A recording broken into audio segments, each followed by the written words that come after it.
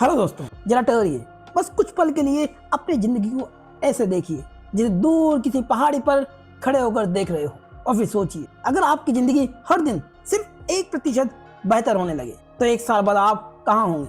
और इसका उल्टा सोचिए, अगर आप रोज वही गलतियां दोहराते रहें, वही डर, वही टालमटोल, वही सेल्फ सेबोटाज, यानी खुद ही अपने लक्ष्य, अपनी खुशियों और अपनी तरक्की के साथ ऐसा व्यवहार करना जो आपको पीछे खींचे, तो 1 साल बाद आपकी जिंदगी कैसी दिखेगी।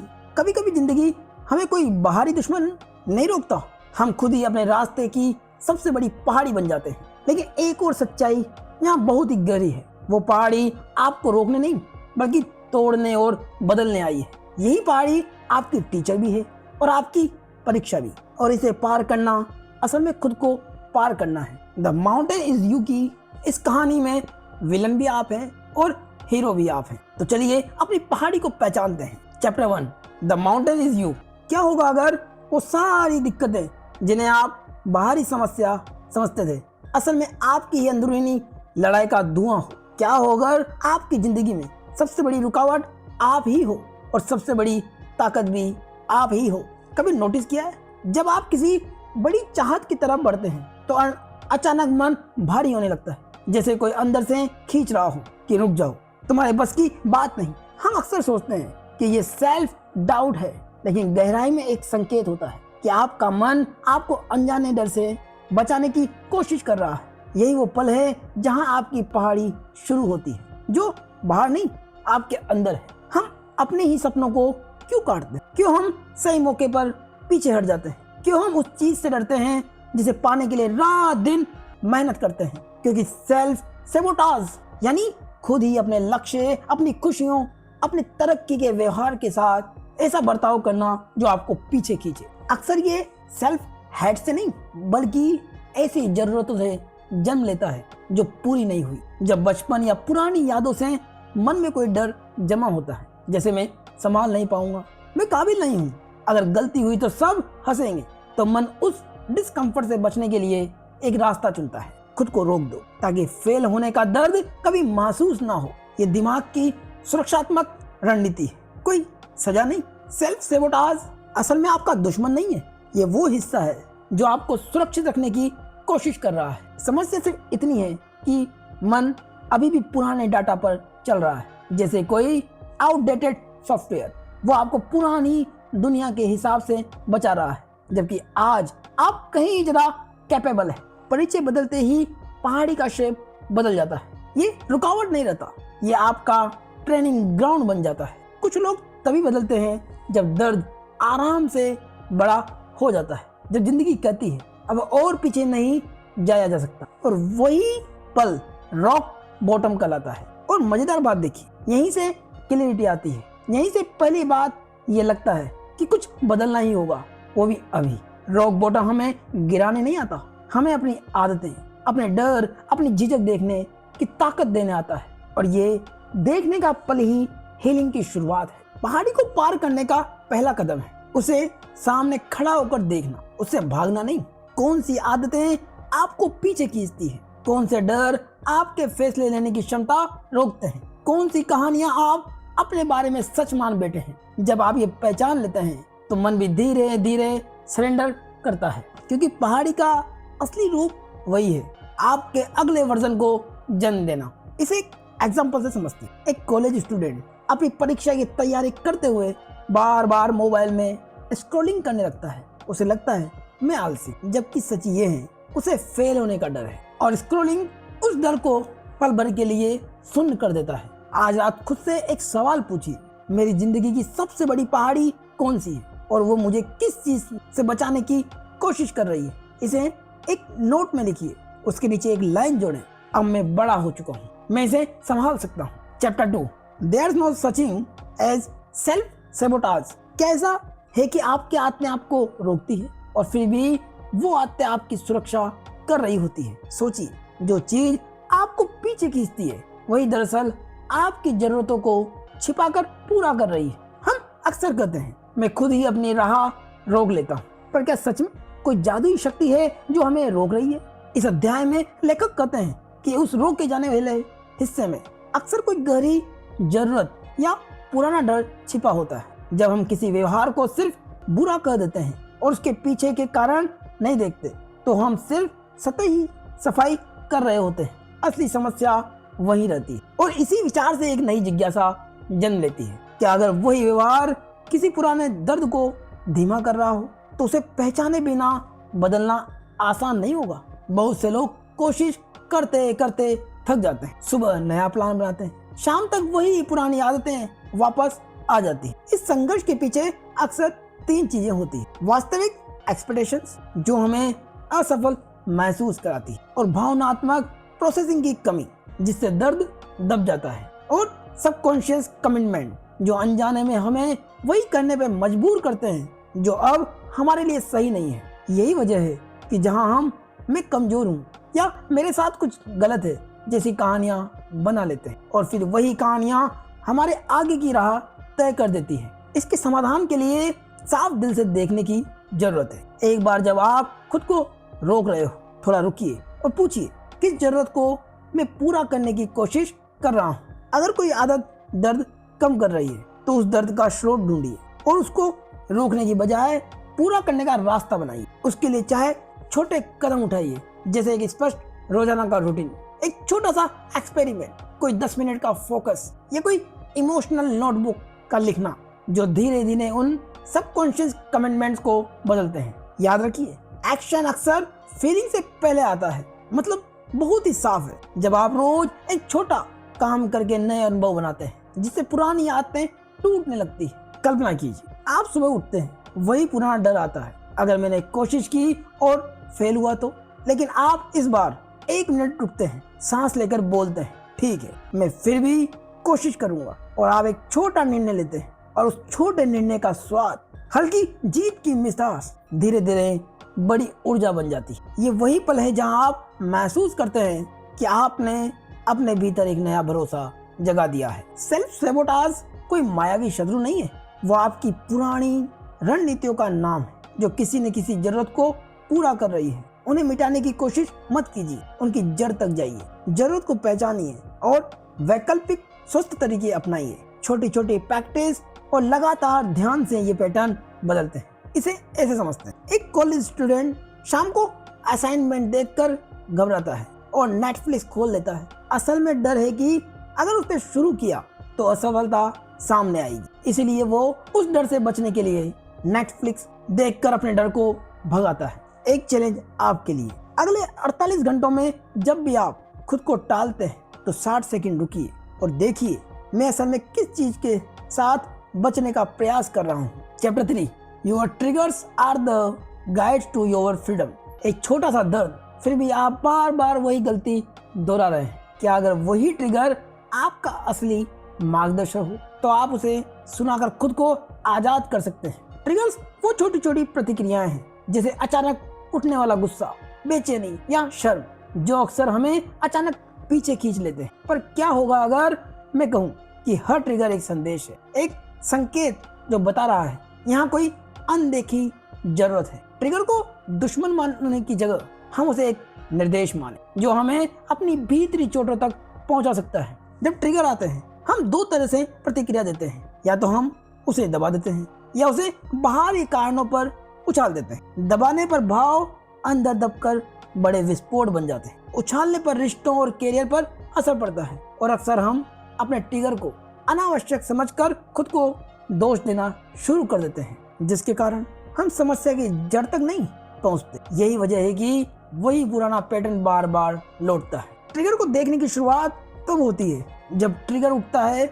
उस समय एक सवाल पूछें कि ये मुझ में किस कमी या चोट को जगा रहा है। जब आप इस सवाल का जवाब ईमानदारी से दे देते हैं, तो ट्रिगर नहीं बल्कि गाइड बन जाते हैं। इसके अभ्यास के लिए जब ट्रिगर उठे, तो 30 सेकंड रुककर शरीर में जो भी फील हो रहा है उसे नोट करें कि दिल तेज धड़क रहा है, गला सूख गया है, पेट कठोर है, और फिर उसी से जुड़े पुराने अनुभव या मूल विश्वासों का पता लगाएं। और यह प्रक्रिया हीलिंग का रास्ता खोलती। कल्पना कीजिए, आप एक कमरे में खड़े, दीवार पर वो शब्द लिखे हुए हैं जो बचपन में आपने सुने थे, तुम ठीक नहीं हो।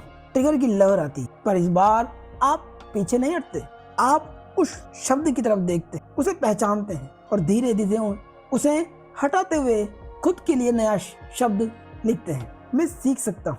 और जब आप अपने से कहते हैं कि मैं सीख सकता हूँ, तो ये आंतरिक विजय एक तरह की साफ हवा है और यही इमोशनल हाई है। ट्रिगर हमारे खिलाफ नहीं है, वो हमारे लिए होते हैं। जब हम उन्हें सुनते हैं और इंटरप्रेट करते हैं, यानी उनकी व्याख्या करते हैं, तो वे हमारी अनदेखी जरूरतों तक ले जाते हैं। छोटी छोटी नोटिसिंग और नर्म जिज्ञासा से हम पुरानी चोटों को हील कर सकते हैं और उसी के साथ हमारी चॉइस आज़ादी बन जाती है। इसे ऐसे समझते हैं, एक कॉलेज स्टूडेंट प्रिया हर बार प्रेजेंटेशन देने से पहले उलझ जाती है। उसके अंदर डर आता है कि लोग उसे जज करेंगे। उसका ट्रिगर है कि लोग मेरे बारे में क्या सोचेंगे। ये डर बताता है कि उसे मान्यता की जरूरत है, जिसे बचपन में पूर्णता से नहीं मिला। एक सवाल आपके लिए, अगली बार जब आप किसी छोटी सी ट्रिगर को महसूस करें, तो क्या आप 10 सेकंड रुककर उसे नाम दे पाएंगे? तो अगली बार जब भी ट्रिगर आए, उसे नोट करें कि एक गुस्सा है, शर्म है, डर है, ये शरीर में कहाँ महसूस हुआ और उस समय दिमाग में कौन सी याद उभरी। सिर्फ नोट करें, कोई निर्णय न ले। Chapter 4, building emotional intelligence. क्या आप बार बार वही गलती दोहरा रहे हैं? पर क्या कभी सोचा है कि असल वजह आपकी सोच नहीं, आपकी भावनाएं हैं। जब हम सोचते हैं कि समस्या सिर्फ बाहरी होती है, नौकरी, पैसा, टाइम, पर असल खेल हमारे अंदर होता है, फीलिंग्स और उनका मैनेजमेंट। जब आप अपनी भावनाओं को पहचानना और समझना सीख जाते हैं, तो वही छोटी छोटी हरकतें जो आज आपको रोकती है, वो धीरे धीरे गायब हो जाती है। हम इस अध्याय में जानेंगे कि इमोशनल इंटेलिजेंस कोई जादू नहीं, ये एक स्किल है जिसे आप सीख सकते हैं। ज्यादातर लोग सोचते हैं कि इमोशंस को कंट्रोल करना मतलब उन्हें दबा देना, लेकिन सच तो ये है कि जब आप किसी फीलिंग को दबाते हैं, वो गायब नहीं होती, बस अंदर जमा होती रहती है और फिर एक दिन बिना बताए एकदम जोर से बाहर आती। कभी टालमटोल के रूप में, तो कभी हर चीज को परफेक्ट करने के रूप में, या कभी अचानक आने वाले एंजाइटी के रूप में। और फिर हम समझते हैं कि हम कमजोर हैं, लेकिन असल में ये दिमाग का नेचुरल सिस्टम है। दिमाग हमेशा होमियोस्टेसिस चाहता है, यानी सब कुछ वैसा ही रहे जैसा वो पहले से जानता है। इसलिए जब भी आप कोई बदलाव करने की कोशिश करते हैं, नई आदत, नई सोच, नया फैसला, तो मन डर जाता है और आपको वापस पुराने कंफर्ट जोन में खींच लाता है।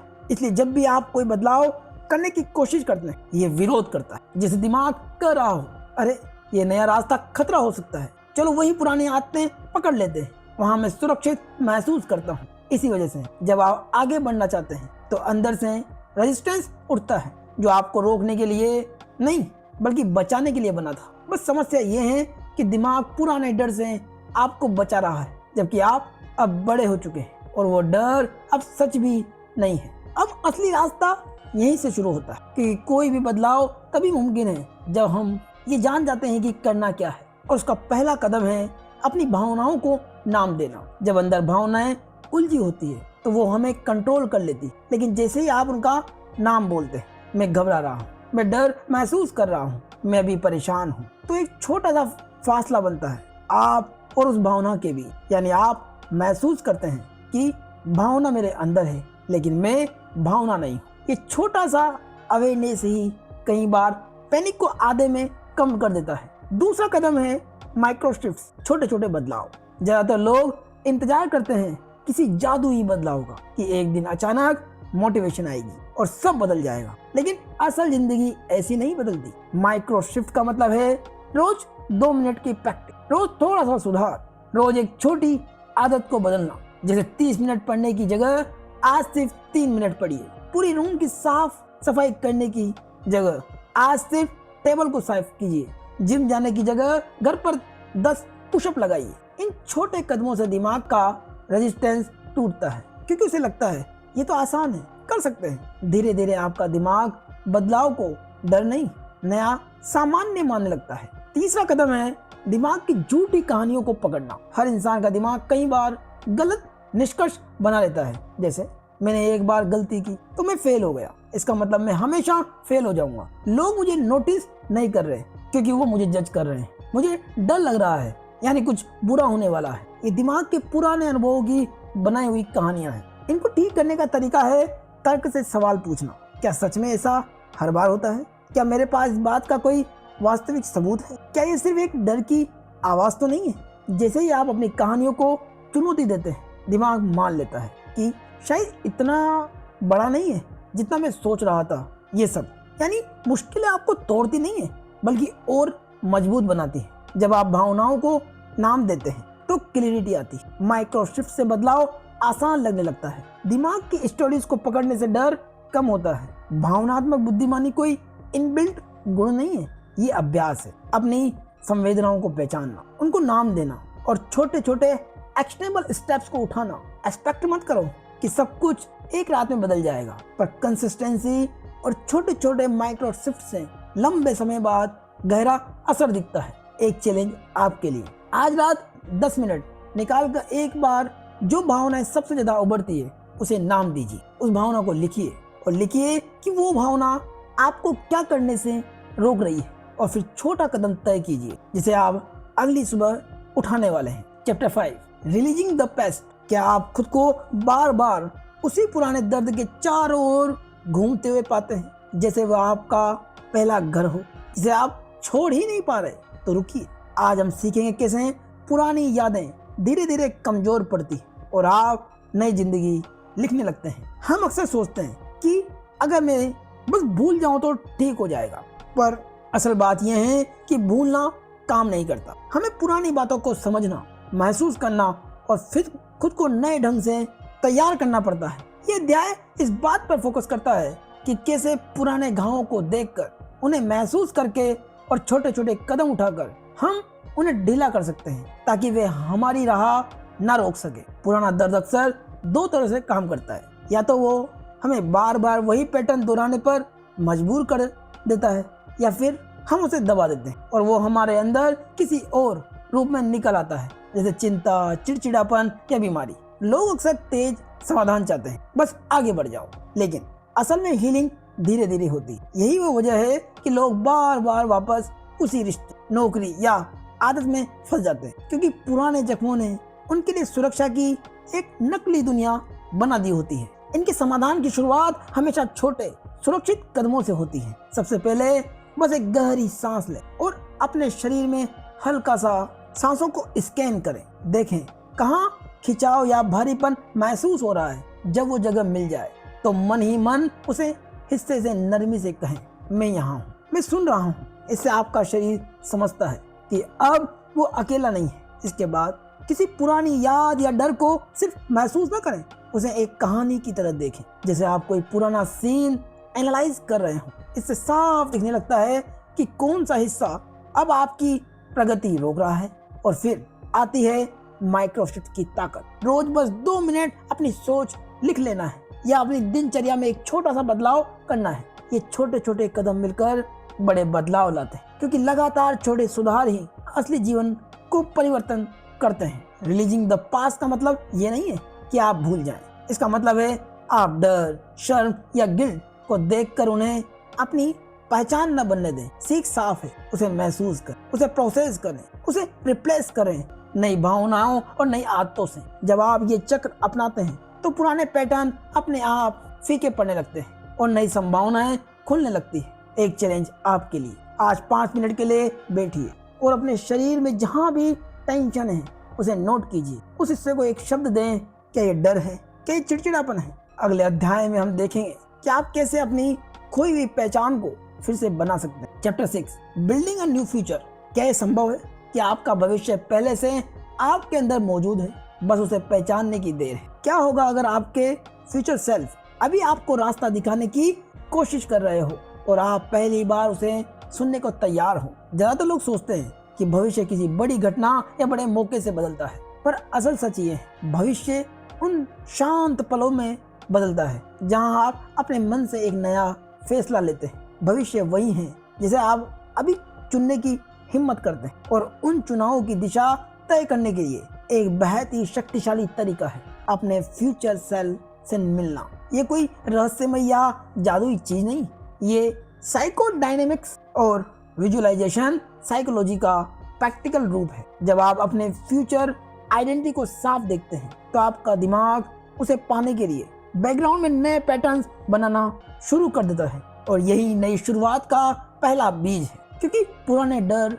नए भविष्य को रोकते हैं। लेकिन जहां सबसे बड़ा संघर्ष आता है वो है पुराना सेल्फ इमेज, वही पुरानी परिभाषाएं, मैं ऐसा नहीं हूँ, ये मेरे बस की बात नहीं है, अगर मैं बदल गया तो लोग क्या सोचेंगे। इन वाक्यों में इतनी ताकत होती है कि इंसान अपने ही भविष्य को आगे बढ़ाने से डरने लगता है। और ये सिर्फ मेंटल लेवल पर नहीं, बॉडी लेवल पर भी आता है। शरीर को जो सहज लगता है वो उसे सुरक्षित लगता है, चाहे दर्दनाक ही क्यों ना हो। इसलिए नए भविष्य की ओर बढ़ना पहले असहज लगता है। आपके कदम रुकते हैं, आप टालमटोल करते हैं, आप अनजाने में पुराने पैटर्न्स दोहराते हैं, क्योंकि दिमाग कहता है अनजान जगह पर मत जाओ, वहाँ खतरा हो सकता है। और यही सबसे बड़ा स्ट्रगल है। नए जीवन को अपना बनाने से पहले पुराने कंफर्ट जोन को छोड़ना पड़ता है। असली बदलाव तब आता है जब आप अपने आप का नया वर्जन साफ देख लेते हैं। इमेजिन कीजिए, आप एक शांत कमरे में बैठे, आपकी सांसें धीरे धीरे स्थिर होती है, आंखें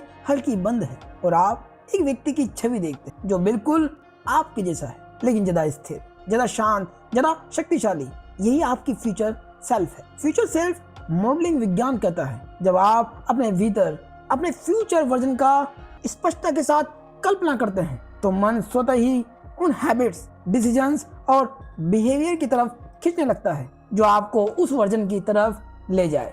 असली बदलाव ये नहीं कि आप बदलना चाहते हैं, असली बदलाव ये है कि आप खुद को पहले से बदला हुआ महसूस करते हैं। नया भविष्य कभी एक बड़े स्टेप से नहीं बनता, ये उन माइक्रो शिफ्ट से बनता है जो रोज आपकी आइडेंटिटी को शेप करते हैं। सुबह की 5 मिनट जर्नल करने से, एक नया छोटा डर फेस करने से, थोड़ा सा अनकंफर्टेबल सच्चाई को स्वीकार करने से, एक टॉक्सिक हैबिट को रिप्लेस करने से, एक छोटी सी प्रॉमिस खुद से निभाने से। ये छोटे छोटे बदलाव आपके फ्यूचर की नींव है। आप जो रोज करते हैं वही आपका फ्यूचर बनता है। हैबिट्स आपका भाग्य लिखती है और आइडेंटिटी उन हैबिट्स को जन्म देती है। एक चैलेंज आपके लिए, आज सिर्फ एक सवाल लिखिए कि मेरी फ्यूचर सेल्फ कैसी दिखती है, कैसे चलती है, कैसे सोचती है। बस 2 मिनट का विजुअलाइज करें और फिर एक लाइन लिखिए कि मैं अपने इस वर्जन के करीब जा रहा हूँ। Chapter 7, from self sabotage to self mastery.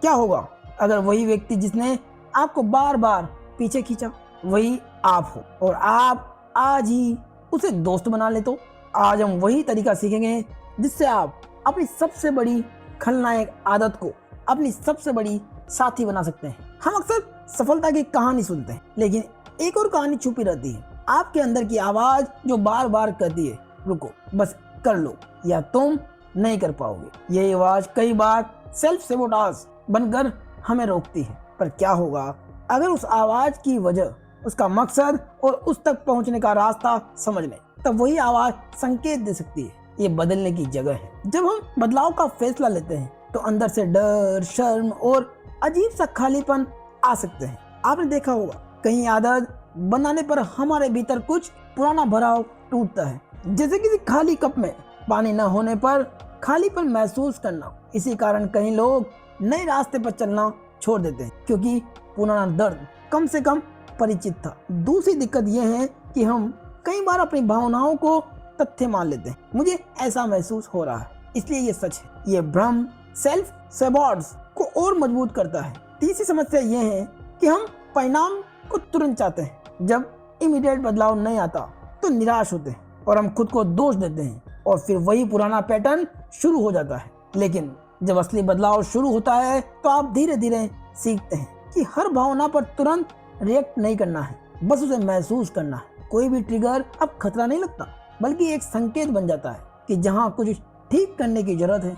इसलिए पहला अभ्यास है, जैसे ही कोई तेज भावनाएं आए 20 से 30 सेकंड रुक जाइए, गहरी सांस लीजिए और उसे नाम दीजिए। क्या ये गुस्सा है, क्या ये शर्म है, क्या ये डर है? नाम देने से भावना का बोझ हल्का हो जाता है और आप उस पल के मालिक बन जाते हैं, गुलाम नहीं। इसके बाद आता है दूसरा कदम, माइक्रो एक्शंस, मतलब साफ है रोज थोड़ा सा सही कदम उठाना, एक छोटा काम पूरा करना, जैसे 5 मिनट डायरी लिखना या एक छोटी सी आदत को सुधारना। एक छोटे छोटे कदम आपकी आइडेंटिटी धीरे धीरे बदलते हैं। जब आपकी पहचान बदलती है तो पुराने डर और पुरानी सुरक्षा आदतें अपना असर खोने लगती है। आपको पता भी नहीं चलता कि आप सेल्फ मास्टरी की तरफ बढ़ रहे होते हैं क्योंकि अब आपकी जिंदगी आपके फैसलों से चलती है, आपकी भावनाओं के तूफान से नहीं। सेल्फ मास्टरी कोई एक बार की जीत नहीं है, ये रोज की छोटी जीतों का जमा खजाना है। सीख साफ है कि अपनी भावनाओं को पहचानो,